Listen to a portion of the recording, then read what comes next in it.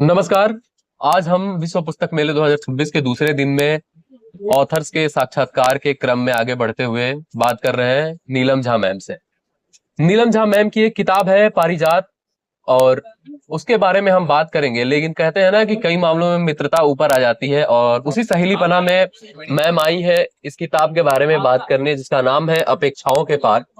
और ये किताब लिखी है काव्यांशी श्रीवास्तव मैम ने, और इन्होंने इस किताब को पढ़ा है और इस किताब के बारे में अपनी समीक्षा प्रस्तुत कर रही हैं। तो आइए जानते हैं कि मैम, आपको ये किताब पढ़कर क्या अनुभूति हुई।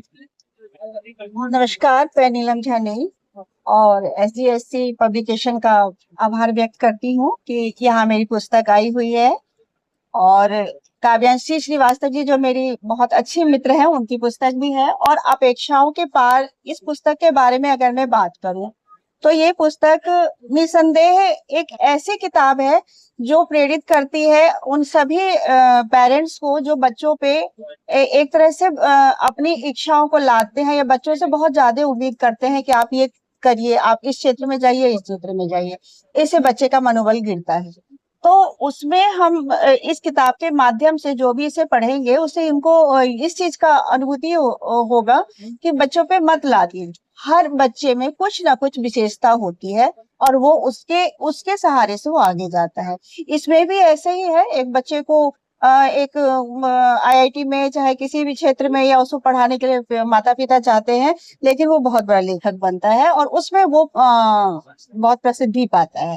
तो बाद में उनको, जो परिवार है, उनको भी लगता है कि ये सही दिशा बच्चों को चुनने दिया जाए, कि वो सही दिशा खुद ही चुने। उनको किस चीज में, किस क्षेत्र में जाना है, ये निर्णय उनका अधिकार होना है। जी बिल्कुल, कहते हैं ना कि स्वतंत्रता जो होती है वो एक शब्द नहीं होती है, स्वतंत्रता जो होती है एक शब्द नहीं होती है।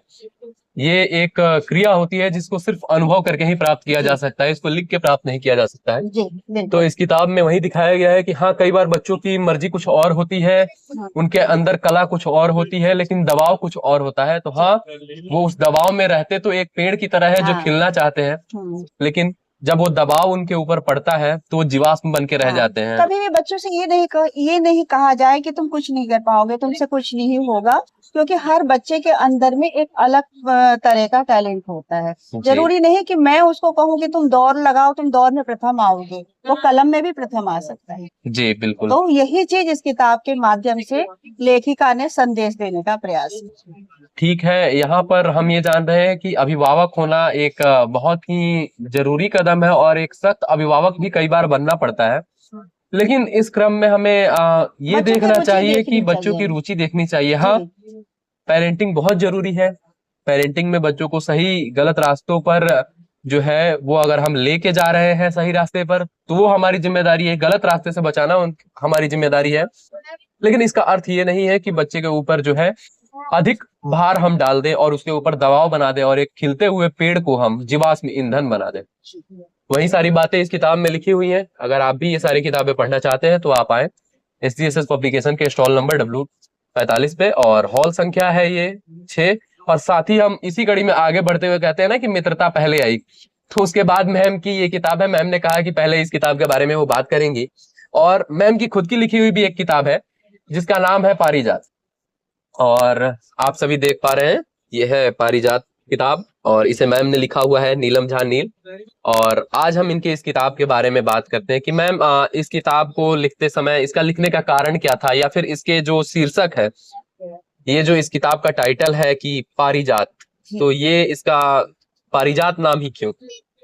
देखिए, सबसे पहले तो मैं आपको ये बताऊं कि ये साझा कथा संग्रह है। ये कहानियों की संग्रह है, और इसका नाम पारिजात इसलिए है कि जैसे पारिजात के जो वृक्ष होते हैं, फूल गिरते रहते हैं उसमें, और उसकी सुगंध दूर तक फैलती रहती है। कहीं से भी पारिजात के वृक्ष होगी तो उसकी सुगंध जो है दूर तक पता चल जाएगा कि यही यहाँ पे कहीं आसपास पारिजात का वृक्ष है। तो ये इसमें सभी जो लेखक हैं उनकी सबकी कहानियां हैं, और मैं ये ईश्वर से प्रार्थना करती हूँ कि सभी की लेखक लेखिका जो भी है इसमें, उन सभी की रचनाओं की, उनकी लोकप्रियता पारिजात की सुगंध की तरह फैलती है। जी बिल्कुल। और पारिजात का फूल जो होता है अपनी सुगंध जो है वो बिखेरता है, और हर लेखक के अंदर एक पारिजात छुपा होता है। बशर्ते ये होता है उसे खुली हवा मिलने की देर होती है, फिर वो अपनी सुगंध को जी। बिखेरना शुरू कर देता है। जी। तो इसमें भी है साझा कथा संग्रह है, इसमें आप छोटी छोटी लघु कहानियां पढ़ेंगे। और साझा कथा संग्रह का अगर मैं कहूँ तो एक विशेषता ये होती है कि उसमें बहुत सारे मानसिकता के लोगों की लेखन शैली हमें देखने को मिलती है। जी। यदि एक हम लेखन शैली की बात करें हाँ। मैम, तो उसमें एक ही लेखक एक ही की है। मानसिकता होती है। हाँ, और लेखक का बात ये होता है ना कि एक लेखक जो है वो बरगद को पेड़ को छांव की तरह देखता है, वहीं दूसरा जो होता है वो बूढ़े बरगद की पेड़ की तरह देखता है। बिल्कुल। तो वो जो दृष्टिकोण है, वो सभी दृष्टिकोण हमें इसको देखने को मिलते हैं। तो जो साझा संग्रह होते हैं वो अपने आप में ही एक बहुत विशाल कड़ी होती है। तो उस विशाल कड़ी के बारे में हमें सोचना चाहिए। और ये आप देख पा रहे हैं, आप ये किताब भी खरीद सकते हैं और ये बिल्कुल लग चुका है हमारे SGSS पब्लिकेशन के स्टॉल पे। तो मैम आपको इसके साथ कैसी अनुभूति रही जब आप इसके साथ पब्लिशिंग प्रक्रिया में आई, जितनी भी चीजें हुई, किताब जब आपकी छपी, उस बीच जो समय लगा या फिर उस बीच आपका क्या अनुभव रहा हमारे साथ? देखिए, ये जो लघु कथा संग्रह ही कहेंगे इसको। काव्य साहित्य कला स्पंदन मंच हमारा अपना एक मंच है, इसमें काफी सारे साहित्यकार जुड़े हुए हैं। तो सर्वप्रथम जब ये पुस्तक प्रकाशित करने का, एक पुस्तक लाने का मेरे मन में विचार आया, तो यही लगा कि मेरे साथ क्या सभी लेखक जुड़ पाएंगे। तो ये पहला प्रश्न था। जब बहुत सारे कहानियां आएंगी तब जाकर के एक इसका साझा संग्रह बनेगा। हाँ, साझा संग्रह बनेगा। तो जब हमने हमारे ही मंच पे एक राजस्थान से हमारे एक वरिष्ठ लेखक हैं, हमने उनको एक व्हाट्सएप के माध्यम से पहली बार कहा कि हमारा एक मन है कि हम साझा संग्रह लाएं।